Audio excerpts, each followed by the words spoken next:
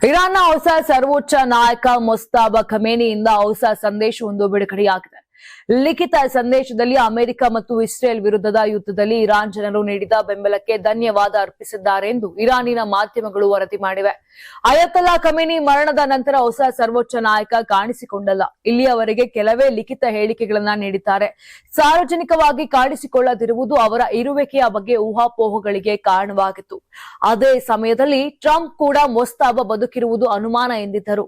ಆದರೆ ರಾಜ್ಯ ದೂರದರ್ಶನ ಮತ್ತು ಕೆಲವು ಇರಾನ್ ಅಧಿಕಾರಿಗಳು ವಾಯು ದಾಳಿಯಲ್ಲಿ ಉಂಟಾದ ಗಾಯಗಳಿಂದ ಅವರು ಚೇತರಿಸಿಕೊಳ್ಳುತ್ತಿದ್ದಾರೆಂದು ಸೂಚಿಸಿದ್ದಾರೆ.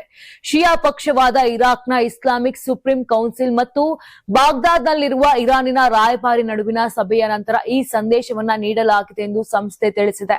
ಸಂದೇಶವನ್ನ ಯಾವ ಚಾನೆಲ್ ಮೂಲಕ ಕಳುಹಿಸಲಾಗಿದೆ ಎಂಬುದರ ಕುರಿತು ಹೆಚ್ಚಿನ ವಿವರಗಳನ್ನು ಒದಗಿಸಲಾಗಿಲ್ಲ. ಸರ್ವೋಚ್ಚ ನಾಯಕರಾಗಿ ಅಧಿಕಾರ ವಹಿಸಿಕೊಂಡ ನಂತರ ಮುಜ್ತಬಾ ಖಮೇನಿ ಅವರು ಪರ್ಷಿಯನ್ ಹೊಸ ವರ್ಷವಾದ ನೌರುಜ್ ಸಂದರ್ಭದಲ್ಲಿ ಸಂದೇಶವನ್ನ ಬಿಡುಗಡೆ ಮಾಡಿದ್ದಾರೆ. ಇನ್ನು ರಾಜ್ಯ ಮಾಧ್ಯಮಗಳು ಮುಜ್ತಬಾ ಖಮೇನಿ ಅವರ ಫೋಟೋಗಳನ್ನ ನಿಯಮಿತವಾಗಿ ಪ್ರಕಟಿಸುತ್ತಿವೆ.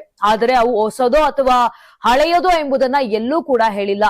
ನೀವು ಸಣ್ಣ ಆಗ್ಬೇಕಲ್ವಾ? ಅದು ಒಂದು ಉತ್ತಮ ಆಹಾರದಿಂದ ಸಣ್ಣ ಆಗ್ಬೇಕಲ್ವಾ? ಪ್ರತಿದಿನ ನಮ್ಮ ಜೀನಿ ಸ್ಲಿಮ್ ನ ಯೂಸ್ ಮಾಡಿ ಯಾವುದೇ ಸೈಡ್ ಎಫೆಕ್ಟ್ ಇಲ್ದಂಗೆ ನೀವು ಸಣ್ಣ ಆಗ್ತೀರಾ.